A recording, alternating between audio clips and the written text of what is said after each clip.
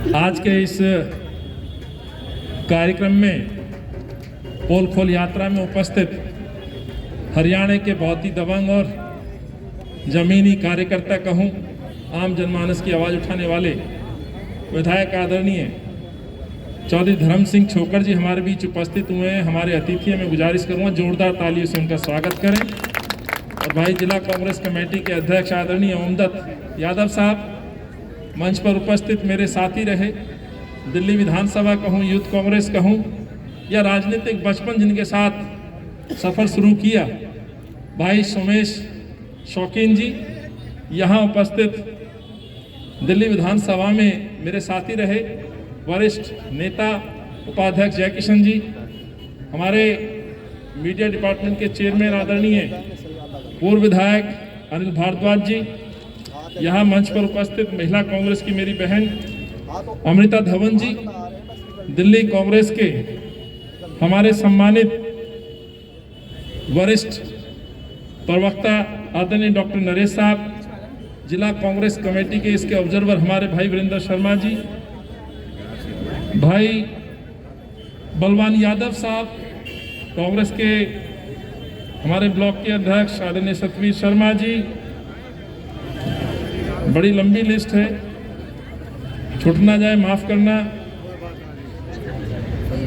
आदरणीय श्री सुरेश पहलवान जी, माफी चाहता हूँ, हमारे बहुत ही, कहाँ है पहलवान साहब, देखो ये होती है आम आदमी कार्यकर्ता की पहचान। सलाम है आपको पहलवान जी। स्थायी समिति के मेंबर में जोरदार तालियां बजा दो मेरे इस भाई के लिए।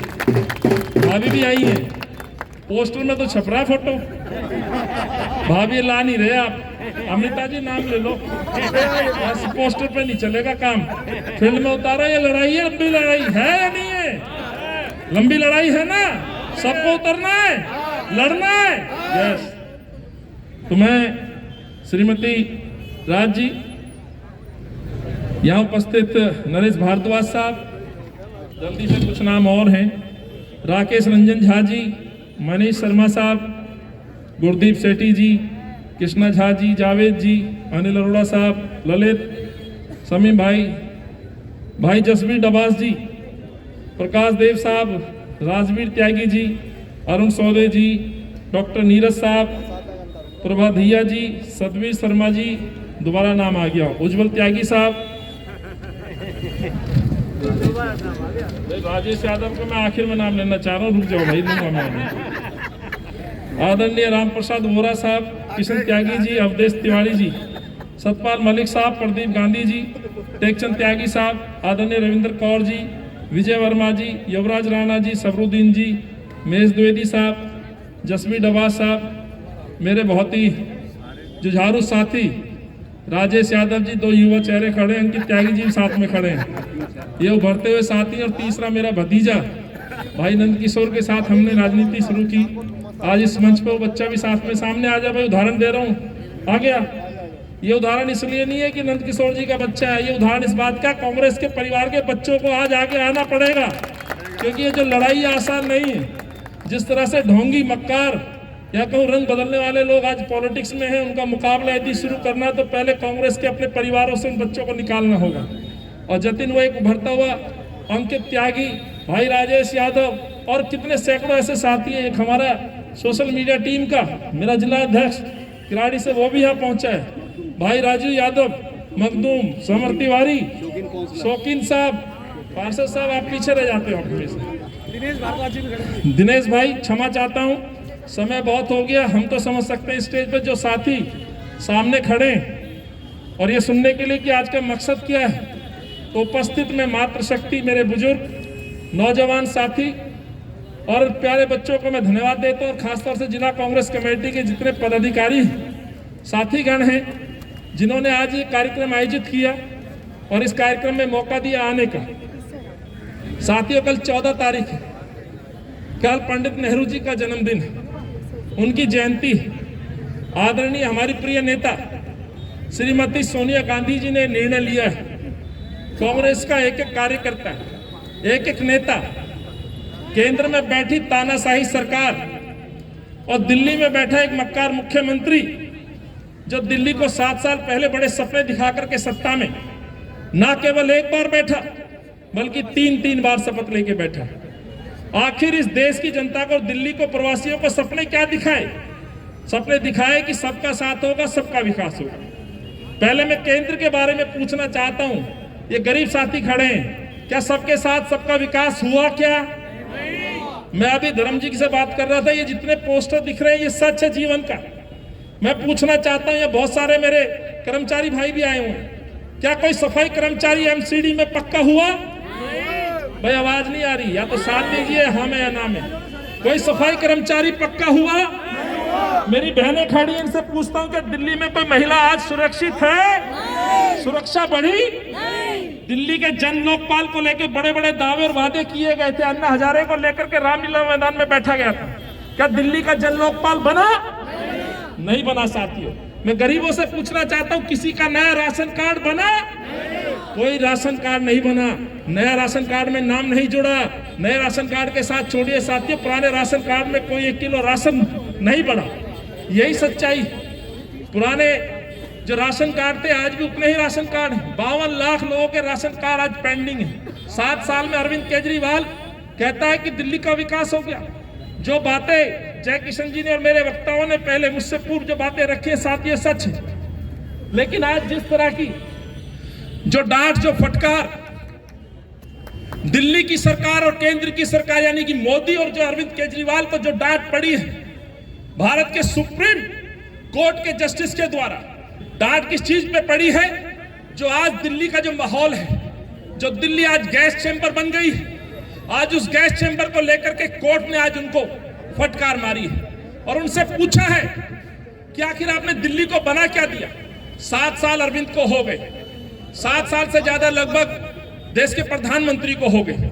मुद्दे बहुत है, बातें बहुत है, नोटबंदी से लेकर के रोजगार, 1 साल में 2 करोड़ की बात, कोविड में होने वाली मौतें, दिल्ली के अंदर प्रवासियों का घर जाना, परेशानी झेलना, दर्द से करहाना, सांसों के लिए तड़पना, मौत हो जाना, बेड ना मिलना, इंजेक्शन पे कालाबाजारी, दवाइयों पे कालाबाजारी, आए दिन प्रतिदिन दलितों के साथ उत्पीड़न, बच्चियों के साथ रेप, बेरोजगार युवाओं की ना सुनना, ये इन सरकारों की सच्चाई है साथियों। लेकिन आज जो सुप्रीम कोर्ट ने कहा है, ये पोल खोलता है उन दावों की जो अरविंद केजरीवाल कहता है कि मैंने दिल्ली को लंदन बना दिया, मैंने पेरिस बना दिया, कई सिंगापुर बना दिया।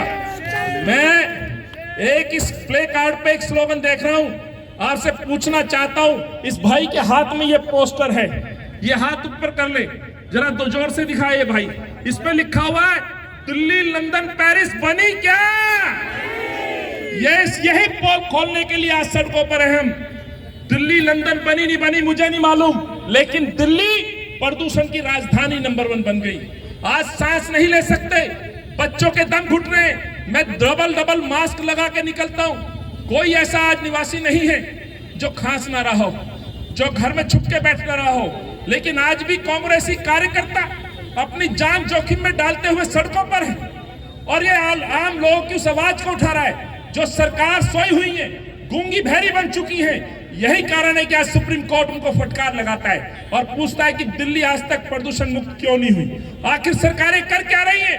7 साल हो गए, कितना समय चाहिए आपको? आखिर में साल में आपको लास्ट के 1 महीने में याद आती है कि दिल्ली में प्रदूषण होगा?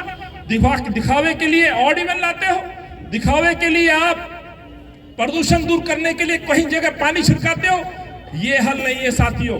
सच्चाई यही है, जिस विधानसभा में जय किशन जी, अनिल भारद्वाज जी, जिसमें सोमेश भाई जैसे विधायकों ने 15 साल शीला जी के साथ काम किया, यही कारण है कि 15 साल में जो ऐतिहासिक फैसले लिए, जो आज बसें देखते हैं, पहले डीजल की बसें चलती थी, डीजल की बसों को सीएनजी में कन्वर्ट करना, ऑटोज को सीएनजी में कन्वर्ट करना, मिट्टी के तेल को दिल्ली से बाहर करना, दिल्ली के अंदर आए दिन हर साल करोड़ों पौधे लगाना, ये कांग्रेस की योजनाएं होती थी। लेकिन पिछले 7 सालों में इस दिल्ली को गैस का चैंबर बना दिया।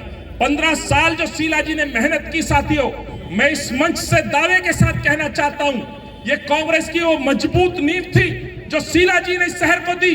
शीला जी इस दिल्ली को परिवार मानती थी, अपनी दिल्ली कहती थी, मेरी दिल्ली कहती थी, हम सब अपनी दिल्ली पे गर्व महसूस करते थे।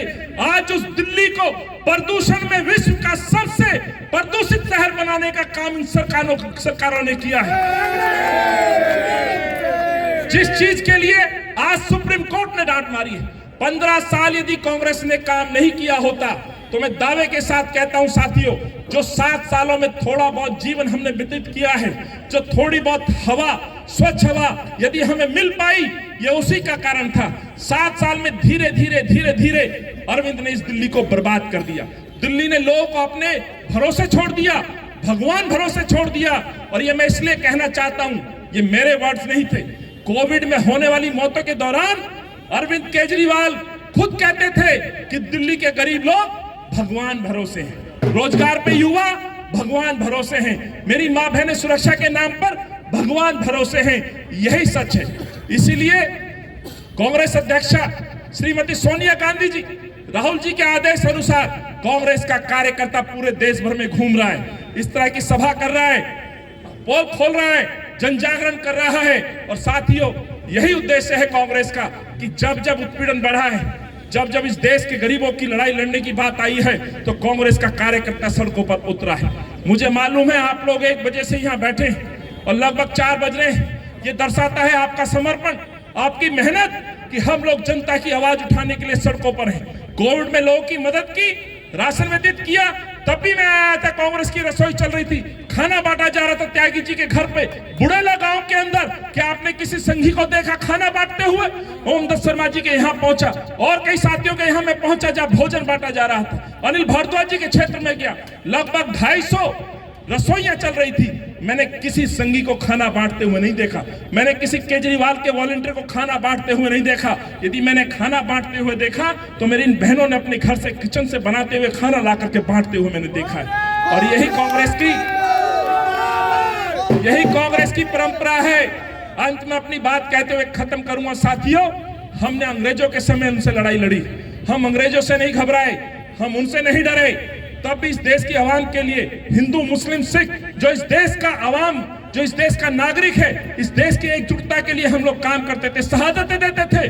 और आज वो संघ के लोग जो गुलामी करते थे, मुखबरी करते थे, आज वो लोग सत्ता में बैठ गए हैं और हमारे नेता पे प्रश्न उठाते हैं, इस देश की आवाम को गुमराह करते हैं।